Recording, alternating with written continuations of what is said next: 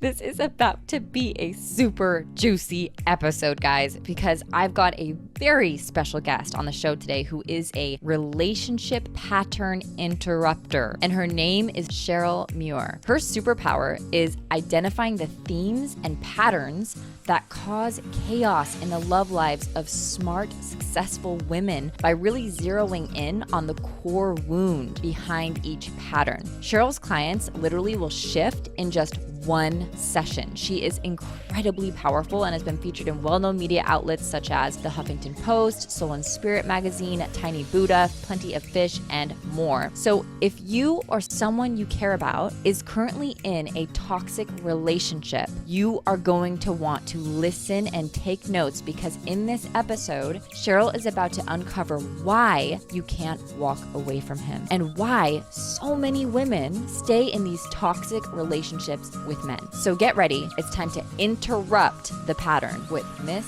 Cheryl Muir. And when I was in my 20s, I was the drunk crying girl in the club. You know, I was the one that was always devastated over a guy, and the guy would change. It would be a different dude, but the pattern would be the same, and it would feel so deeply devastating to me. Nothing changed until I figured out that, one, I was the common denominator, and two, there was a reason why these patterns existed. And that's really what I do in my work today. So it's taken me the best part of a decade to learn that. And now I can drill down really quickly and see exactly where someone's stuck, what's their pattern, where did it come from, and let's heal the source of that. There's a reason why all of us aren't successful in relationship, right? We have all the how-tos. Right. So you were saying, like, you could get the playbook and get the play-by-play of exactly what you should do. And then you could do it, and then still the same stuff's showing up because it's what's underneath. And all the how-tos in the world, it's all available. It's all there for us. But there's a reason why we're not all doing it. There is a reason why we're not all in successful relationships. Absolutely. And that reason, that's where the magic is, and that's also where the pain is too. But if we're brave enough to dive deep into that, that's where we find the answers. 95% of our beliefs are formed in childhood, before the age of 5, 6 years old. We know this with money. We know this with our career. We forget that this also refers to love as well. And so is it any wonder you find yourself in a relationship where your needs are not getting met? Right? It's all linked. So it's about figuring out, again, what's the pattern and where did that pattern come from? And as for healing it, sometimes it's as simple as just the awareness. And something releases. Once we've identified the source, then we can separate from it. Right. Because we know that it's not us. We weren't born into the world with these things, with, you know, being self-sacrificing and being overgiving and all those things.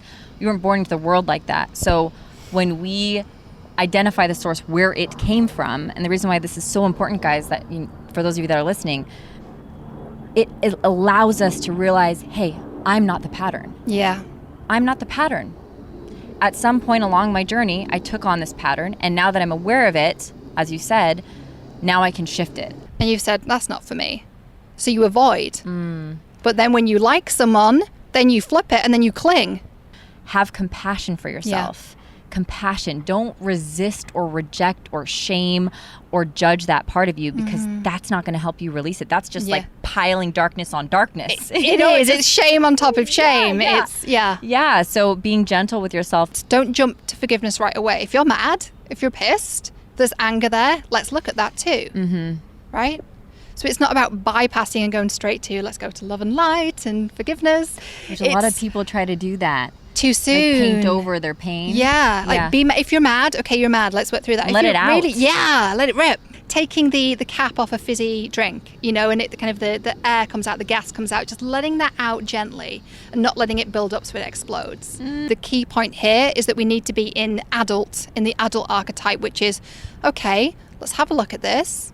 What can I do about this? Right? It's very problem-solving centric. So let's find the solution. It's solution-centric. It's looking at it from a neutral perspective. Like everything is neutral, and then what am I going to create from this? What is the meaning I'm going to attach to it? Interpretation. Right, and not feeling powerless like the child and not blaming like the critical parent. It's somewhere in the middle, like you said, that's neutral. And we look at this and go, okay, so I've recognized that this is the pattern and I'm the common denominator. And it's really starting to ask yourself questions like, where does this pattern come from? Where did I see this? A really powerful question. And if your listeners hear nothing else, just journal on this and bingo, drop the mic, you're done. Which is, who does this person remind me of? And the penny drops, and you go, oh, that's where it comes from.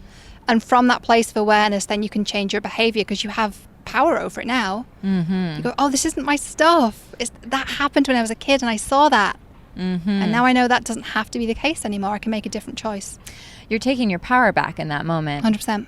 And same when you're taking ownership. Mm. It's when you're in ownership, you're saying, I'm responsible for it all. Yeah. And you're getting your power back, because otherwise you're a victim. And you're not that means that life's just happening to you. Why is this happening to me? Yeah. Repeating reality in dating. Mm-hmm. So there's that tipping point. I don't want to call it a rock bottom, because I don't think it's even that. It's just this pain point. You reach a threshold, a pain threshold, and you say, I'm done. Yeah, I'm done. That is really I'm what done happens. Okay, so and usually that pain point, I mean, it's freaking painful. It's pain. I mean, so painful. I was actually vomiting, and I wasn't sick. I was totally fine. And then I was in so much excruciating pain. I was laying in a dark room. I was so upset, and I was literally just vomiting. Yeah. And I wasn't eating because I couldn't eat. Right. And it literally, like that feeling in your tummy where you're literally getting sick. Mm. What it's doing is it's giving us this spike in emotions, right? And we can be up and we can be down. And when we're down, it feels horrible. But when we're up, it feels really, really good. Having that spike in emotions and chemicals and hormones in my system was actually less painful than me sitting in my apartment and thinking, I'm on my own. Mm. And it feels at first very empty, extremely painful. And the up and down spike in emotions of the toxic relationship actually was like a Band-Aid. Is when you're seeking validation from him, and without him you don't feel loved. He makes you feel loved, quote, makes you feel loved. Mm-hmm. And so if you take him away, the source of your love's gone. Yep. Now, of course, that's not true. The love is within us. But if you have that pattern, which many people do, even conscious people, even those that are doing the work, that man or woman has become the source of your love, and now they've gone. What does that leave you with? And so you tether yourself to them. It always comes down to, what is this bringing up in me, and what's the fear, and where did that come from? I had a client who had 2 women raise her. She had her mother and her grandmother raise her, and she was talking about the family dynamic and how her mum went out to work and her grandmother stayed at home and made the meals and did all the caregiving. And I said, that's interesting. It sounds like your mother was in the father role and your grandmother was in the mother role. And it was like a lightning bolt struck her. She said, I'd never seen it that way before. And so the people that she was attracting, the unavailable man there, was actually her mother, because she was in the fathering role. So it's not always as simple as it's the unavailable dad, cliche, right? Mm-hmm. It's who is in the father role, who is in the masculine role in your childhood home. Maybe the dad may not be. It might also feel like shit, but it feels like home. There's a feeling of, I know this dynamic, I know how this story goes, I know how it ends. Psychologically, it's very, very scary for us to do something that we don't know what the outcome could be. Telling yourself the things that you want to hear, and being like, so for example, say it was your dad who's unavailable, start just practicing ways that you can be available to you. Yeah. What did you actually want him to do for you? What did you want him to say? How did you want him to make you feel?